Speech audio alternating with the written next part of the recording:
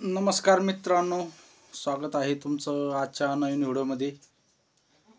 आजच्या नवीन व्हिडिओचा टॉपिक असा आहे मित्रांनो, की शेळी पालन म्हणजे एक शेतकऱ्यासाठी हे म्हणजे एक ATM आहे. तर हे कशा पद्धतीनं आणि कोणत्या पद्धतीनं शेतकऱ्यासाठी शेळी पालन म्हणजे एक ATM आहे, तोच विषय आपण आज तुमच्यासमोर मांडणार आहे. कारण की तुम्ही शेतकऱ्याचा विचार जर केला तर एक तुम्हाला गोष्ट सांगतो, शेतकऱ्याचा कोणता प्रत्येक माल शेतकऱ्यानं पिकवला तर त्याचा मोबदला, त्याचं जे समजा नंतर जे मिळणारा बेनिफिट आहे, किंवा जे माल आज सोयाबीन हो, कोणतं हो, कापूस हो, हे विकायच्या वेळेला हा भाव हा व्यापारी ठरवतो, हा शेतकऱ्याला ठरवता येत नाही, हा समोरच्यावर अवलंबून राहतो. पण एकमेव शेळी पालन म्हणजे असं आहे की शेळी पालनाचा, शेळ्यांचा, बकरांचा भाव हा स्वतः आपण जेवढा आपल्याला ज्या किमतीनं विकायचं त्या किमतीनं आपण स्वतः विकू शकतो. आणि त्याच्या त्याच्या व्यतिरिक्त पण सांगायचं म्हणजे तुम्हाला की आपण जो माल पिकवतो, समजा याला 4-5 महिन्याचा कालावधी, कापसाला जास्तीचा कालावधी लागतो, सोयाबीनला 4 महिन्याचा कालावधी लागतो, आणि तोपर्यंत आपल्याला वेळ बघावं लागते. पण अडचणीला जर शेळी पालन, जर शेळी कोणाकडे अवेलेबल असेल आणि बकरा असतील, एक शेळी म्हणल्यानंतर तिच्या पाठीमागे 2 बकरा असतात, अडचणीला अर्ध्या रात्रीचं जर काम पडलं, दवाखान्यात जाय कुठं, तर तुम्हाला सावकाराकडे जायची गरज नाही, कोणत्याच सावकाराकडे जायची गरज नाही. कारण तुम्ही रात्रीचं कोणाला जरी फोन केला अर्ध्या रात्रीच्या गावातल्याला की बाबा मला 5-10 हजार रुपये लागतात, तर समोरचा तुम्हाला ह्या विश्वासानं देतो की तुमच्याकडे 2-3 शेळ्या आहेत, 2-3 बकरं आहेत, की कारण की हो उद्या चालून आपल्याला, आणि तुम्ही पण त्यांना समजा बोलू शकता की बाबा मी उद्या एक बकरू याच्यातलं विकून तुमचे 5,000 रुपये मी तुम्हाला देऊ शकतो. या पद्धतीनं तुम्हाला समोरचं पण व्यक्ती पैसे देऊ शकतो. तुम्हाला अर्ध्या रात्रीचे पण 5-10 हजार रुपये तुम्हाला आणून देऊ शकतात. कारण की त्यांना माहीत असतं की यांच्याकडे धर म्हणून बकरं आहेत, शेळ्या आहेत, त्या पद्धतीनं तुम्हाला ते सहकार्य करू शकतात. कारण की शेळी अशी आहे, शेळी म्हणजे एक ATM आहे शेतकऱ्यासाठी. आज तुम्ही जर किती अडचणी आल्या तर उद्या तुम्ही आजच्या रात्रीचं तुमचं काम धकलं तरी उद्या सकाळी तुम्ही व्यापाऱ्याला फोन करून ते बकरू तुम्ही डायरेक्ट देऊन तुमचं डायरेक्ट पेमेंट होऊ शकतं. एखाद्या दिवस तुमचं ATMमध्ये पैसे नसले तर ATM तरी पैसे निघू शकत नाही. पण इथं तुम्हाला ATMची गरज नाही, कुठं सिटीमध्ये जायची गरज नाही. कारण ग्रामीण भागामध्ये ATM नसतं. ATMपर्यंत जाण्यापेक्षा इथं गावामध्ये कोणी पण उसने पासने पैसे, असे पैसे कोणी देऊ शकत नाही तुम्हाला. तुमच्याकडे शेळी नसेल, कुठलंही सोर्स नसेल, तर तुम्हाला 1 रुपया कोणी देणार नाही, तुमचे जवळचे नातेवाईक पण देणार नाही आणि कोणीही देणार नाही. त्याच्यामुळे शेळी पालन एक चांगल्या पद्धतीचं शेतकऱ्यासाठी ATM आहे. तुम्ही किती अडचणीत असाल तर तुम्हाला समोरचा व्यक्ती ते शेळ्याकडे बघून, ते पिल्लांकडे, बकऱ्याकडे बघून तुम्हाला पैसे उसने का होईना 2 दिवसाचे, 1 दिवसाचे बोलीना, आणि तुम्ही बी डायरेक्ट घेऊ शकतात. तुमचं 5,000चं बोकडं असला तर तुम्ही 4.5मध्ये देऊन त्या समोरच्या माणसाचे पैसे डायरेक्ट इनडायरेक्ट देऊ शकतात. तुम्हाला ATMपर्यंत जायची गरज नाही, काय नाही कोण्या पद्धतीचे. त्याच्यामुळे शेळी पालन हे एक ATM आहे शेतकऱ्याचं, हे पहिल्यापासून म्हणत आलेले आहेत. आणि एक गरिबाची गाय पण आहे शेळी. तर ह्या पद्धतीनं शेळी पालन हे खूप चांगल्या पद्धतीचं आणि शेतकऱ्याला सहकार्य करणारं, सपोर्ट करणारा व्यवसाय चांगल्या पद्धतीचा आहे. त्याच्यामुळे प्रत्येक शेतकऱ्याने एकतरी शेळी सांभाळावं असं माझं मत आहे. कारण तुमच्या बाकीच्या पिकापेक्षा हे पीक तुम्हाला कधीही पैसा देणार आहे. ते पिकून जोपर्यंत आपण मार्केटला नेत नाही तोपर्यंत त्याचा पैसा अवेलेबल होत नाही. पण हा पैसा आपल्याला ज्यावेळेस अडचण पडेल त्यावेळेस आपण कानाला धरून विकू शकतो आणि याचे पैसे तयार करू शकतो. अशा पद्धतीनं हा शेळी पालनाचा व्यवसाय चांगल्या पद्धतीचा आहे.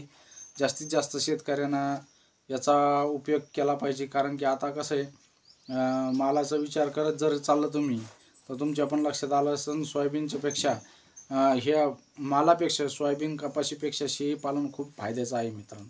फक्त याला अवेलेबल काय आहे, तुमच्याकडे तुमचं स्वतःची विचार भावना त्याच्यामध्ये पाहिजे, सांभाळण्याचं जे ध्येय आहे ते तुमच्यामध्ये पाहिजे की बाबा आपण शेळी पालन करू शकतो. त्याचे जे समजा झाड जोड करणं हे ते समजा अडीअडचणी त्यांचं बरंच काही करावं लागतं डिलिव्हरीच्या वेळेस. पण शेळ्याचं पण चांगल्या पद्धतीचा व्यवसाय आहे. याच्यात फक्त लेंडी झाडाची तुम्हाला लाज नाही वाटली पाहिजे, किळस नाही आली पाहिजे. शेळीला काही जर दुःखसुख झालं तर तिचं पण तुम्हाला धुवून धावून काढणं हे पण आलं पाहिजे. त्याच्यानंतर भरपूर काही अडचणी शेळी पालनामध्ये पण येतात. पण आपण जर कष्टानं जर केलं, जर चांगलं नियोजन लावून जर केलं तर काहीच अडचण नाही. तुमच्या शेतीमध्ये पण अडचण येते, प्रत्येक व्यवसायामध्ये अडचण येते, पण त्याच्यामधून आपल्याला मार्ग काढणं गरजेचं आहे मित्रांनो. तुम्ही कोणतं कपाशी जरी केली तर त्याच्यामध्ये तुम्हाला खत टाकणं आहे, औषध फवारणं आहे. सोयाबीनला पण तसंच आहे. सगळ्या प्रत्येक व्यवसायाला तसं आहे. पण हा व्यवसाय म्हणजे एकदम चांगल्या पद्धतीचा, चांगल्या क्वालिटीचा आहे. तुम्हाला जर शेळीपालन जर असं किचकट वाटत असेल, काही लोक म्हणतात काय करे शेळीपालनाचं, रोग येतो, असं होतं तसं होतं, हे म्हणणारे लोक जागेवरतीच राहतात मित्रांनो. आज मला पण नाव ठेवतात, पण माझ्या पद्धतीनं माझं कुटुंब जगते. माझे मुलं बाळाचं शिक्षण याचं थोडंफार धकते, जास्त धकत नाही, कारण माझ्याकडे शेळ्या अवेलेबल नाही जास्त. 5 शेळ्या असल्यामुळं मी पण एवढं तुम्हाला मोठेपणा सांगत नाही. पण माझं म्हणणं कसं आहे, तुम्ही सावकाराकडे जायचं तुम्हाला गरज पडत नाही ना. तुम्ही अर्ध्या रात्रीचं जरी तुम्हाला संकट आलं तर तुम्ही डायरेक्ट तुमचं बोकड धरून पाठ धरून व्यापाराला विकून सध्या म्हणजे रात्रीचंच नाही विकू शकत, पण तुम्ही रात्रीचं कोणाकडून का होईना. आणि आजकाल कसं आहे मित्रांनो, तुमच्याजवळ काहीतरी असेल तेव्हा तुम्हाला कोणतरी काही देणार. तुमच्याकडे काही नसलं तुमच्याकडे तुम्हाला कोणी 1 रुपया पण देणार नाही. लक्षात ठेवा, तुम्हाला पण अनुभव आला असेल. त्याच्यामुळंच मी म्हणतो, शेळी ही शेतकऱ्याचं ATM आहे. तुमचं एक परता ATM बंद पडू शकतं, ATMमधून पैसे नाही निघू शकत, पण शेळीचा तुम्हाला कधी पण पैसा होऊ शकतो. 2 रुपये कमी येतील, 5 रुपये, 10 रुपये, 500 कमी येतील, पण तुम्हाला डायरेक्ट तुमची कॅश पैसा आहे. कधी जा तुम्ही, कधी शेळी विकायला काढा, बोकड विकायला काढा, त्याचे कॅश पैसे येतात. कुठलीही अडचण आली तर शेळ्याचं तुम्हाला अडचण येऊ देत नाही. अशा पद्धतीनं शेळी पालनाचं जे नियोजन आहे ते चांगल्या पद्धतीनं जर तुम्ही केलं तर तुम्हाला याच्यामध्ये खरोखरच शेतकऱ्यासाठी ही शेळी म्हणजे एक ATM आहे. खूप काही याच्यामधून मला तर अनुभव येत चालले आहेत. शेळी पालनापासूनच मी आता जवळपास 4 वर्ष झाले. माझ्याकडे 5च शेळ्या आहेत. तुम्ही म्हणसान याच्याकडे 5 शेळ्या दिसतात, पण 5 शेळ्यामध्ये माझ्या कुटुंबाचा उदरनिर्वाह होतं.